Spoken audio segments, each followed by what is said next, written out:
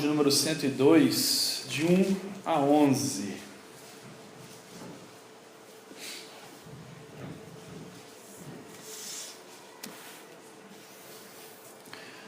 Irmãos, vamos ouvir Deus falando conosco. E Ele diz: ouve, Senhor, a minha súplica, e cheguem a Ti os meus clamores. Não me ocultes o Teu rosto no dia da minha angústia. Inclina-me os ouvidos no dia que eu clamar. Dá-te pressa a acudir-me, porque os meus dias, como fumaça, se desvanecem, e os meus ossos ardem como fornalha. Ferido como a erva, secou-se o meu coração, até me esqueço de comer o meu pão. Os meus ossos já se apegaram à pele por causa do meu dolorido gemer. Sou como o pelicano no deserto, como a coruja das ruínas. Não durmo e sou como o passarinho solitário nos telhados. Os meus inimigos me insultam a toda hora. Furiosos contra mim, praguejam com o meu próprio nome. Por pão tenho comido cinza, e misturado com lágrimas a minha bebida. Por causa da tua indignação e da tua ira, porque me elevaste e depois me abateste.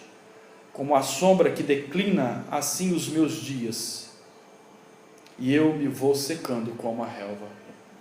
Que triste. Que oração mais doída é essa de Davi. Na verdade, nós não temos identificação de quem é esse salmo, mas provavelmente é de Davi. Uma oração cheia de tristeza, de falta de ânimo, de depressão. Davi, por conta dos seus pecados e dos pecados do outro, sofreu muito, muito. Sofreu agruras na alma que talvez eu não resistiria, você não resistiria. Mas há uma esperança no meio da dor. Há uma esperança para qualquer coração, seja ele um coração depressivo ou um coração alegre. Hoje eu quero ver com os irmãos, meditar com os irmãos, acerca do que o Evangelho pode oferecer para um coração deprimido, em contraste com aquilo que o mundo tem pregado como solução para corações tristes como este. Vimos domingo passado que o Evangelho é o poder de Deus para mudar toda a nossa vida. Que para compreendermos com salvação o Evangelho, a boa notícia de Deus, de que Ele operou todas as coisas para nos salvar, nós primeiro temos que entender a má notícia.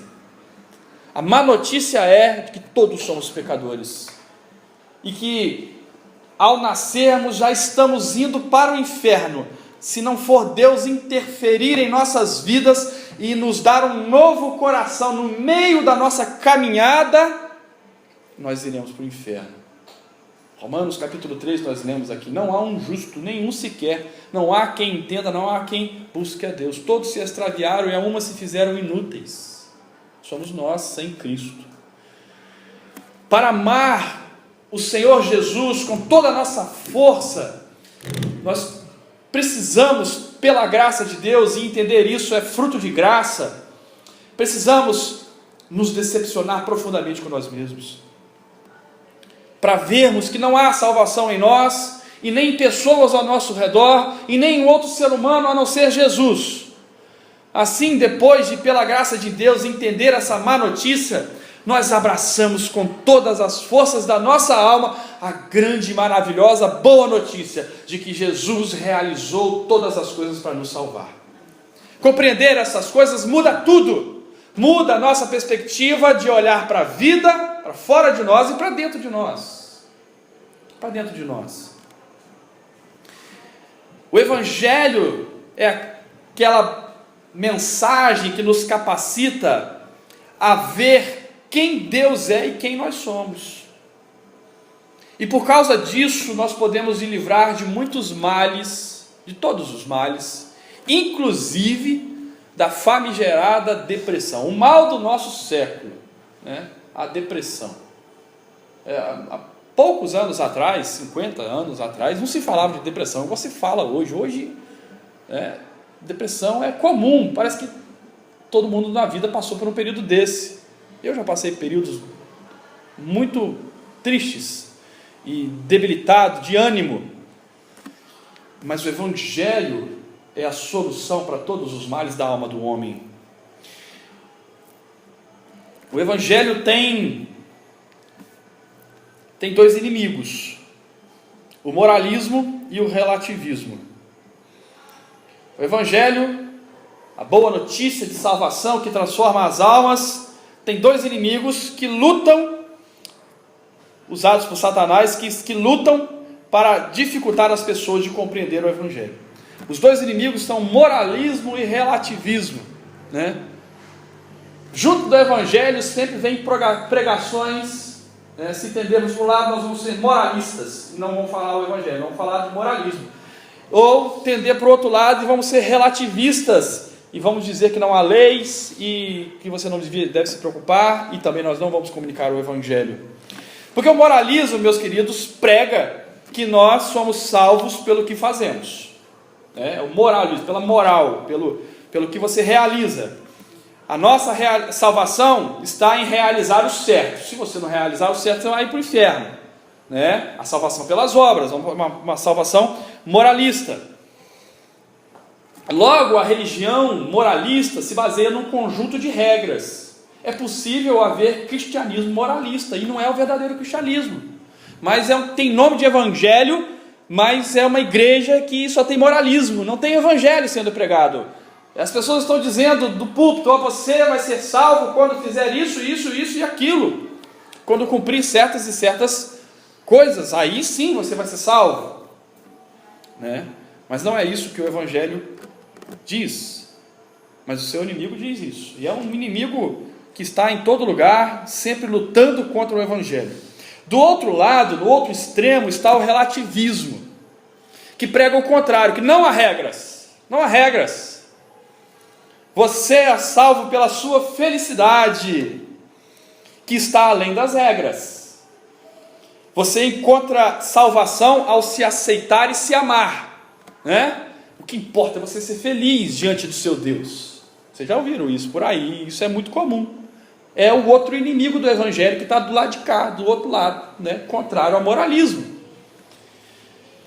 E todo pregador sofre tentação de ir para um lado, para o outro e não comunicar o Evangelho. E por isso muitas pessoas dão soluções superficiais para dilemas da alma dos homens, ou soluções moralistas ou soluções relativistas, que atrapalham as pessoas de ver o quanto o Evangelho é poderoso para nos dar liberdade destas agruras, desses sofrimentos da nossa alma. Mas o que é depressão? O que é depressão? Depressão é um distúrbio de afeto, é uma tristeza profunda, é uma perda de interesse generalizado, é uma falta de ânimo, é um apetite ou falta de apetite. E eu, quando eu estava preparando esse sermão, lembrei da Luciene, né? Que você não está com depressão, Luciene, que apetite está ok, né? E depressão também tem como sintoma ausência de prazer, oscilações de humor, enfim, as regras na convenção de psicologia são grandes e constantemente mutáveis, né? Um ano está dizendo uma coisa, no outro ano está dizendo outra coisa. Eles não conseguem ser precisos em diagnosticar esses males da alma, porque na verdade eles estão sempre lidando, a psicologia sempre lida com a parte externa do problema. Ou vai dar uma solução moralista, né? Se for um psicólogo, você vai ter um psicólogo moralista que vai dizer: cara, você tem que se enquadrar nas regras, aí você vai se livrar dessas coisas. Ou você vai no outro psicólogo de outra linha, que ele vai te dar uma solução relativista e vai te dizer para assim: você precisa se amar. Aí você vai sair dessa tristeza. A solução moralista para o depressivo, então, é dizer: olha, você está nessa fossa, nessa tristeza que você não consegue se livrar, porque você está desobedecendo regras. E o pregador moralista, a igreja moralista, enfim, o ministério moralista, vai falar assim para as pessoas: olha, você vai ser feliz só quando você cumprir as regras, quando você fizer as coisas que você deixou de fazer. Você entrou nesse buraco aí porque você deixou de fazer isso e aquilo outro. Você então tem que voltar ao seu comportamento, você tem que voltar às suas ações, daquilo que você deixou de fazer. Quando você fizer isso, você vai ter solução para a sua depressão. Livre dessas coisas e você encontrará a felicidade. Volte a fazer o que você tem que fazer e tudo vai se resolver. Essa é uma solução do evangelho moralista, do inimigo moralista do evangelho. O moralismo tem uma solução para o depressivo baseado no comportamento, na conduta, em ações e regras. É só você seguir um checklist: acorda cedo, faz isso, faz aquilo outro. No final do dia você vai ter feito um monte de coisas boas, e por ter feito coisas boas você vai sair dessa tristeza. Às vezes funciona, irmãos, às vezes funciona. Não estou dizendo que essas coisas funcionam, mas elas não resolvem o cerne do problema. Você fica suscetível a voltar a isso inúmeras vezes e a repetir ciclos de tratamentos e tratamentos moralistas, sempre voltando à mesma coisa. Do outro lado, a solução relativista vai dizer que o depressivo está assim porque ele não se aceita. O relativismo é dizer: não há regras, tudo é relativo, não há regras. E vai dizer: você tem que se amar, você tem que se aceitar, você tem que se permitir, você tem que se dar ao luxo, né? Tem algo de errado com você, como você se ama, como você se percebe, naquilo que você sente. O relativista vai sempre indicar que o problema está nas emoções. Há uma disfunção emocional em você, e você precisa acertar essas disfunções emocionais. Você vai se encontrar, e você vai encontrar a felicidade, e vai sair da depressão. Você é cheio de potenciais inexplorados. Conheça-se e seja feliz. Pare de se odiar e se ame. Você precisa se aceitar como você é. Essa é a pregação do relativismo, e não é a pregação do evangelho. O relativismo tem uma solução para o depressivo baseado nas emoções, nos sentimentos, mas nenhuma dessas soluções resolve o problema, pois ambas são superficiais. E nem adianta juntar as duas. Eu sei, pastor, a gente junta as duas então, o moralismo e o relativismo. A solução de regras e a solução da emoção, a gente vai conseguir tratar as pessoas assim. Você vai tratar superficialmente. É possível você adestrar a pessoa, e o que eu creio que na grande maioria das vezes a psicologia faz é isso: ela acaba adestrando a gente. Quando ela não consegue por terapia, a gente caminhado para a psiquiatria, que toma remédio em cima e toma adestramento químico, né? É verdade que existem doenças por problemas orgânicos e químicos, e você precisa tomar um remédio mesmo, tá? Eu também acredito nisso, mas a grande maioria dos problemas emocionais são causados não por problemas químicos, mas o problema de um coração. E o problema do coração só tem uma coisa que resolve: o evangelho. Mas nada resolve o problema do coração. A Bíblia, o que a Bíblia diz então? O que a Bíblia traz de solução para nós? A solução para isso é o evangelho. Eu quero fazer uma série de mensagens mostrando como o evangelho é a solução para coisas práticas para nós. A começar pela depressão. A Bíblia diz para nós que os males dos homens não entram em nós através das coisas e estímulos. Elas já estão lá. O que a humanidade não quer aceitar. Você se levanta para falar disso, até dentro da igreja as pessoas não querem aceitar. Há uma patente rejeição contra um pensamento bíblico tão claro quanto esse, de que o homem é mau, de que é no coração do homem que nascem os maus desígnios. Mateus capítulo 13, versículo 17 a 20, deixa isso bem claro para nós. O que se remete também em Marcos, o que se repete em Lucas, nos 3 evangelhos sinóticos. Mateus 13, 17 a 20, diz assim: pois em verdade vos digo que muitos profetas e justos Desejaram ver o que vedes e não viram. E eu troquei de referência. Vocês vão me perdoar agora.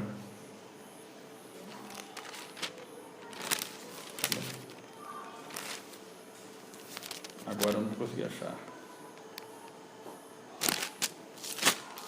Vamos para Marcos. Marcos eu acho mais fácil. Ó, pela primeira vez na televisão brasileira, está o pastor se enrolando. Marcos capítulo 7, versículo 14. Mateus 15, 9. Tá bom, agora eu já achei Marcos aqui, obrigado, irmão. Tá? Marcos capítulo 7, versículo 14. Convocando ele de novo a multidão, disse-lhes: ouvi-me todos e atendei. Nada há fora do homem que, entrando nele, o possa contaminar, mas é o que sai do homem é o que o contamina. Jesus está deixando bem claro, porque as pessoas ao redor dele estavam preocupadas que os discípulos não estavam lavando as mãos, eles estavam se tornando impuros, porque não estavam fazendo rituais, regras. O discurso dos fariseus era moralista. A solução que os fariseus judeus pregavam naquele momento lá era uma solução moralista. Como é que as pessoas vão se livrar das suas impurezas? Rituais. Rituais. Você tem que observar os rituais. Você tem que lavar as mãos, como diz lá a Torá. Você tem que ir lá e lavar as mãos. Você não pode se comer sem lavar as mãos, porque você foi lá fora no mundo exterior, se contaminou, agora você está comendo coisas que a mão pega, que está contaminada, e você vai se contaminar, e você vai se tornar mal por causa disso. Jesus fala: olha, vocês não entenderam. Nada que está fora do homem pode entrar e torná-lo mal. Ele já está mal. Ele já é mal. É o que sai do homem, é o que contamina.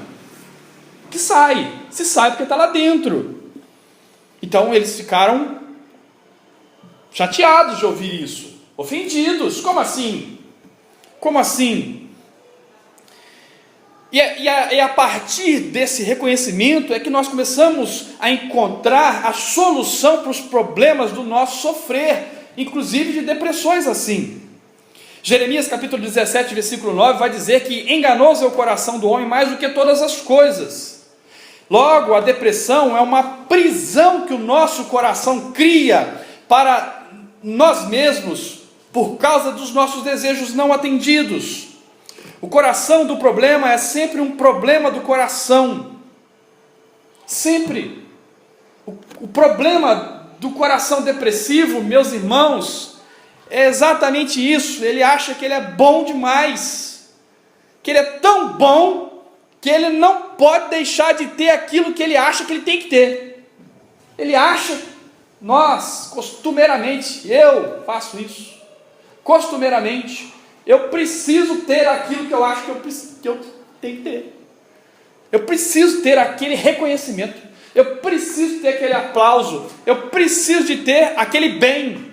Eu preciso de ter aquela promoção. Eu preciso de ter aquela resposta da pessoa que eu amo. Se ela não me der aquilo que eu acho que eu preciso, eu me deprimo, eu fico triste. Eu vou ficando triste, porque a vida não está dando aquilo que eu julgo ser necessário para mim, porque o meu coração gosta daquelas coisas. Estão entendendo, meus irmãos? Esse é o cerne da questão. Está ali no coração nosso, que cria expectativas e entra dentro dela, tranca a porta e joga fora lá longe. Eu estou dentro da expectativa aqui. Se eu não tiver aquela expectativa, eu vou sofrer, eu vou ficar triste. Eu não tenho aquela expectativa.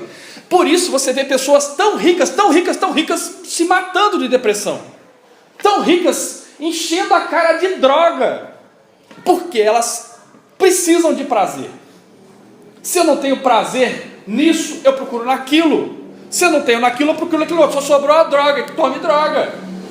Que a droga vai alisar o coração, vai recompensar a pessoa. Vai recompensar. Qualquer coisa que a gente seja viciado, sempre estamos presos num mecanismo de recompensa. Eu sou viciado em Coca-Cola. Eu tenho prazer de beber Coca-Cola. Então, eu faço isso porque é gostoso. Coca-Cola é gostoso, né? Já vi gente viciada em Coca-Cola. O cara falou: vamos beber Coca-Cola. E o cara não consegue, porque aquilo retribui o coração dele, algo que ele não tem. Pessoas que se enclausuram, porque não tem aquilo que querem, elas vão se deprimindo, ficando entristecidas constantemente em não ter aquilo, e por isso chega num estado de tristeza tão profunda que não conseguem sair de lá. Precisa de ajuda, precisa de insistência em cima, pregando, mostrando a verdade, para que pela graça de Deus os olhos sejam abertos e ela entenda que ela está numa prisão e que aquilo vai matá-la, de fato vai matá-la. E ver isso, entender a dureza do nosso coração, a maldade que está no nosso coração, vai nos libertar, porque nós vamos agora perceber que a solução para o nosso coração, que não consegue se satisfazer, é Cristo, é Jesus, é o Evangelho. Olha, você não precisa se satisfazer, Cristo morreu para isso, Cristo morreu para satisfazer Deus a respeito de você. E agora, em Cristo, você pode ter um relacionamento com o ser mais supremo de toda a galáxia, do qual igual não há. Por causa de Cristo, você tem agora a aceitação, né? Eu sou muito mais aceito em Cristo do que eu imagino ser. Essa é a boa nova. E por causa desse relacionamento reatado por meio de Cristo com Deus, é possível ver um amor que excede o meu pecado, que paga a culpa do meu pecado, quita a dívida, rasga as minhas pendências diante do meu Deus e me fala: você agora é filho. A solução não está em regras, a solução não está nas nossas emoções, a solução para um coração entristecido, um coração que não consegue se satisfazer e por isso se deprime, se entristece, que não consegue alcançar as expectativas que o mundo impõe e por isso vai se definhando, é perceber que ela não precisa dessas expectativas, ela precisa de Cristo. Não precisa, a nossa alma nunca vai se satisfazer com nada menos do que Cristo. Essa é a questão. Tudo é vaidade, tudo é vaidade. O pregador está dizendo para o homem mais rico que já existiu nessa terra, Salomão, o homem mais rico que já existiu nessa terra, no meio da vida dele ele parou tudo, escreveu Eclesiastes, falou: tudo é vaidade, tudo é futilidade. Vaidade é futilidade, é fútil, é como correr atrás do vento. Ele comparou a vida ao movimento das águas. O mar está lá, ele nunca se farta, ele nunca transborda, ele sempre está lá. Chove todo dia no mar e o mar está lá. A água evapora, cai a chuva na serra, desce nos rios e o mar continua. Assim é a vida. A gente não se farta nunca. Não se farta nunca. Mas ele chega na conclusão do final do livro e diz: olha, a suma é temer a Deus. Se eu passar a minha vida toda, eu vou passar sem Deus, eu vou passar a minha vida toda na futilidade, na vaidade, na coisa que não vale para nada. E é possível que, por causa dessa futilidade, eu entre numa espiral descendente de tristezas sem fim, e vá cada vez mais fundo, e não consiga sair de lá. Mas a solução para isso é perceber que a palavra de Deus nunca nos recomenda, em nenhum versículo, amar mais a nós mesmos. Não temos um versículo assim: você deve se amar. Disse Jesus: amem-se e vocês serão felizes. Não temos. Mas nós temos muitos versículos que dizem: amem a Deus em primeiro lugar. Busquem o primeiro lugar, o reino de Deus. Entreguem-se a Deus. Amem ao Senhor com todas as suas forças, com todo o teu entendimento, com toda a tua alma, e ao próximo como a ti mesmo. Nunca a Bíblia nos exorta a nos amar mais. A solução também não está nas emoções, a solução está em amar a Deus, em soluções recíprocas, né? autoalimentadoras. Você se ama mais para viver mais feliz, você se ama mais, então sobe mais um passo e fica naquela retroalimentação de emoções que uma hora vai pirar, vai acabar. Você vai ver, isso não vale de nada, eu estou preso num ciclo e eu prefiro tirar a minha vida do que viver assim. Nós não temos problemas de nos amar, nós temos problemas por nos amar demais. Nós nos amamos demais, e essa é a questão. O nosso comportamento então é orientado para proteger o centro do nosso amor, o nosso ego. Quando o nosso ego é arranhado, nós viramos uma fera ou nos deprimimos. Quando o nosso ego é impedido de ter aquilo que ele quer, nós entristecemos. Faz beicinho, a gente fica triste, vai e entra naquilo e não sai mais. Porque ao ficar triste as pessoas não dão atenção, ao as pessoas não darem atenção, eu sou um pouquinho aliviado no ego, amassado no ego, e então eu fico triste de novo para as pessoas me darem atenção, e eu não tenho atenção das pessoas, então eu fico triste de novo, então eu vou afundando. Por isso que ricos têm depressão, por isso que pobres também têm, por isso que, na verdade até o contrário, né? Às vezes o pobre não tem nem tempo para ter depressão, ele está trabalhando, está correndo atrás, ele está dirigindo o caminhão, ele está na luta, na oficina, ele está batalhando, ele está correndo atrás, não dá nem tempo. O rico, ele acha que tem que ter tudo, né? Ele tem um pouco mais que os outros, então ele acha que tem que ter tudo, e quando lhe falta tudo, a tristeza o derrota. O Evangelho diz: seu coração precisa ser trocado. É isso que o Antigo Testamento fala o tempo todo.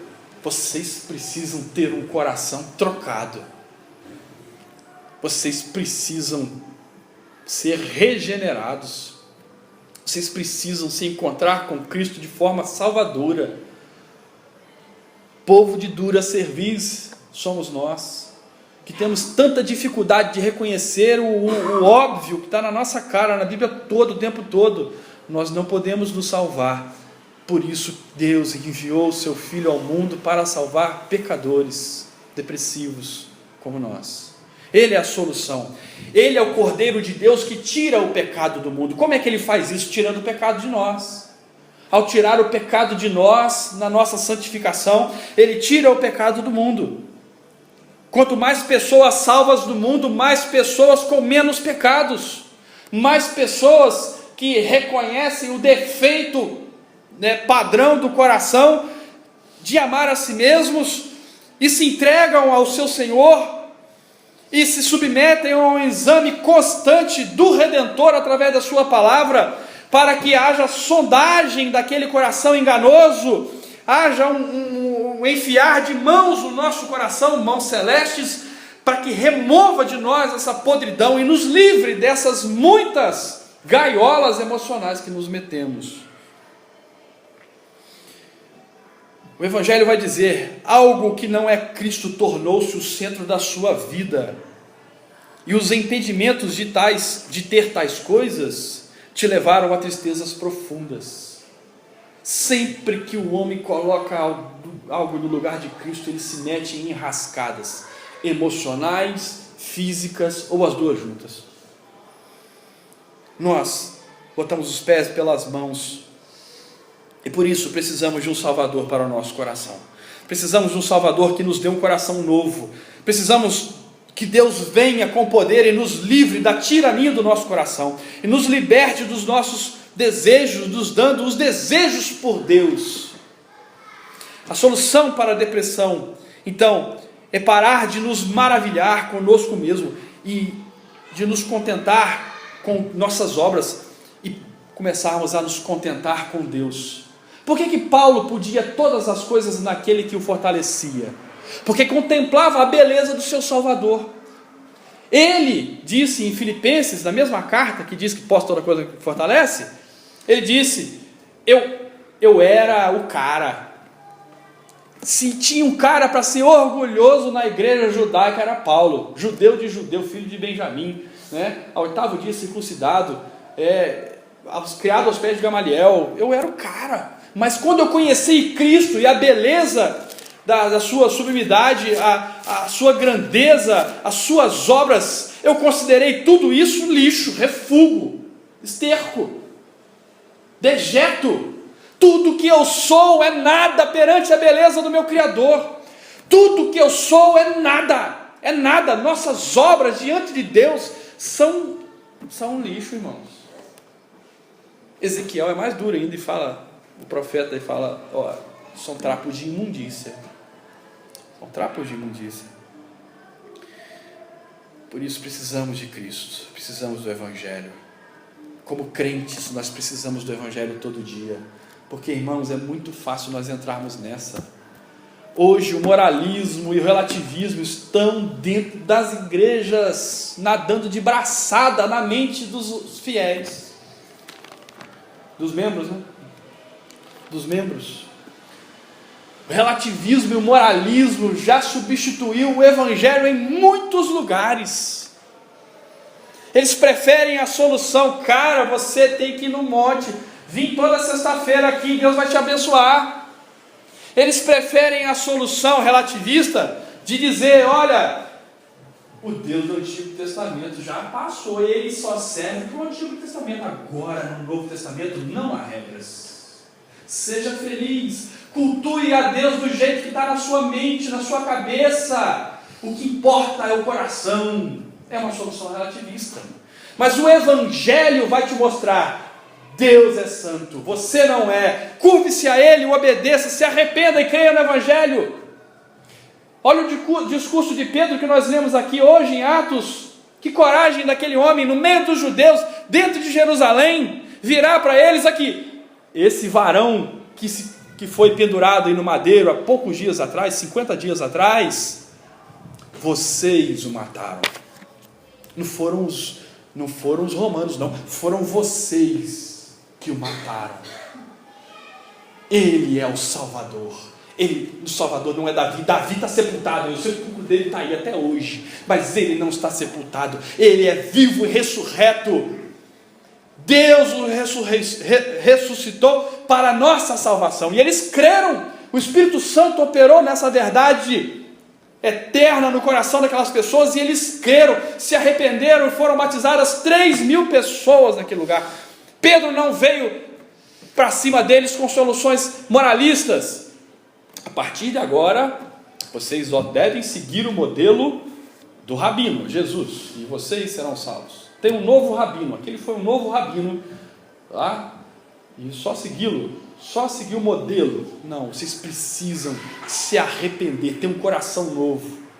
E nenhuma solução relativista também foi dada como salvação da igreja naquele tempo, dizendo, olha, esse Jesus acabou com a Torá, todas as regras joga no mato, que não serve para nada mais, agora é seguir o coração. Não, Pedro falou, vocês precisam se arrepender. Por isso que o Evangelho é a solução única e definitiva para um coração depressivo, para um coração que se entristece por não ter aquilo que acha que deveria ter. É Cristo, é o Senhor. No Salmo que nós lemos até o versículo 11, e eu já vou encerrar, ele continua, uma triste oração, né? A dor é tão grande que ele fala, olha, por pão eu tenho comido cinza, e a minha bebida é misturado com as minhas lágrimas, que cai dentro da xícara, dentro do copo, de tanto que eu choro. Mas aí, olha que lindo, a partir do versículo 12, ele parece que ele olha, que ele para e, pela graça, ele olha para o céu e fala, tu, porém, Senhor, permaneces para sempre. A memória do teu nome é de geração em geração. O Senhor levantar-se-á e terá piedade de Sião. É tempo de compadeceres dela. Já é vinda a sua hora, porque os teus servos amam até as pedras de Sião e se condoem no pó. Todas as nações temerão o nome do Senhor, e os reis da terra a sua glória, porque o Senhor edificou Sião e apareceu na sua glória, atendeu a oração do desamparado e não lhe desdenhou as preces. Davi olha para Deus. Deus é a solução para o seu coração entristecido. Deus é a solução para a sua dor, não ele. Não ele. Ele não nutre ali, a partir dali, olha, Deus vai me dar aquele desejo no meu coração. Não, Deus vai me salvar, Deus vai me libertar. A minha salvação, a salvação do meu povo está no Senhor. Todas as nações temerão o nome do Senhor.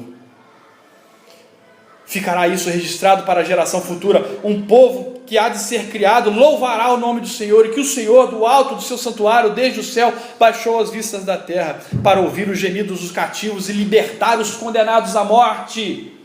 É para isso, para nos libertar da tirania do nosso próprio coração, que Deus está nos enviando Jesus, para nos mostrar que o que mais o nosso coração precisa e se agarrar é o Senhor Jesus, é a sua glória, é a sua beleza, é o seu evangelho, são as suas obras, e perceber isso nos firma num lugar seguro para sempre. Pode-se abalar o mundo ao nosso redor, as pessoas podem virar as costas para nós, os nossos parentes podem sumir da nossa vida, eu posso viver num buraco sozinho na masmorra, como Paulo viveu, mas eu posso viver contente em Cristo, porque Ele me fortalece.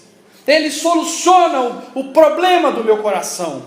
Ele vai lá, Ele não trata as superficialidades, Ele vai lá dentro e pega aquele coração e troca por outro, e nos dá um coração que ama a Deus acima de nós mesmos, que espera do Senhor e não de nós mesmos, e por isso encontra liberdade, e por isso encontra paz e pode dormir tranquilo, mesmo que as coisas fiquem ruins, mesmo que dias ruins venham. É o que nós precisamos, meus queridos, é olhar para o Senhor toda vez que a tristeza nos assolar, toda vez que a depressão bater a porta. Eu tenho Deus, eu sou do meu amado, e o meu amado é meu, isso é bastante.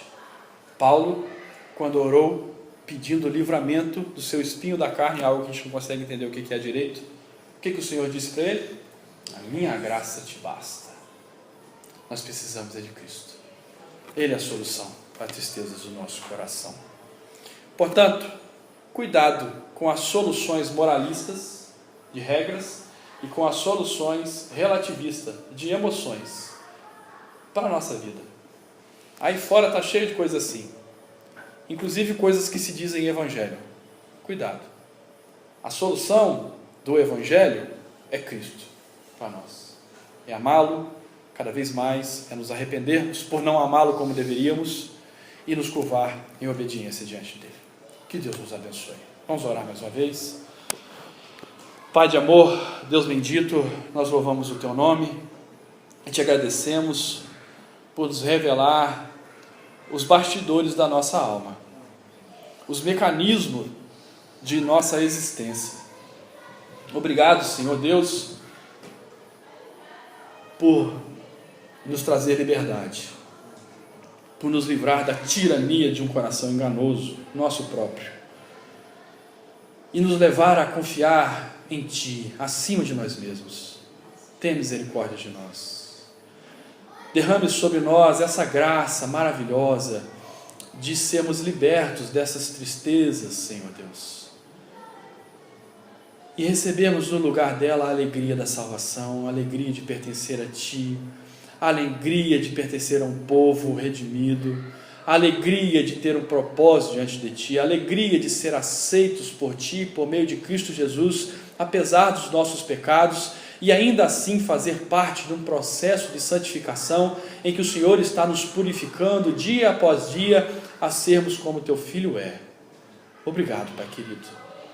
Se há algum coração aqui, Senhor Deus, que precisa disso profundamente, que o Senhor derrame pela sua graça, nós suplicamos por meio de Jesus. Ele é tão compassivo, Ele é tão misericordioso, Ele sempre vem a ouvir a voz daqueles que Te buscam. Um coração contrito Ele não despreza, um coração que o busca em espírito e em verdade, é fruto da sua própria ação em nós. Então nos ajude, Senhor Deus, e derrame sobre todos nós essa profunda compreensão de que Te amar é maior do que a vida, que Te amar, a Tua palavra é maior do que a vida, a Tua graça é maior do que a nossa própria existência, e nos contentarmos com o Teu plano celestial nos traz paz e propósito para a nossa vida. Muito obrigado, Senhor Deus. Abençoe-nos, fortalece-nos e edifica-nos pela tua palavra, em nome de Jesus. Amém.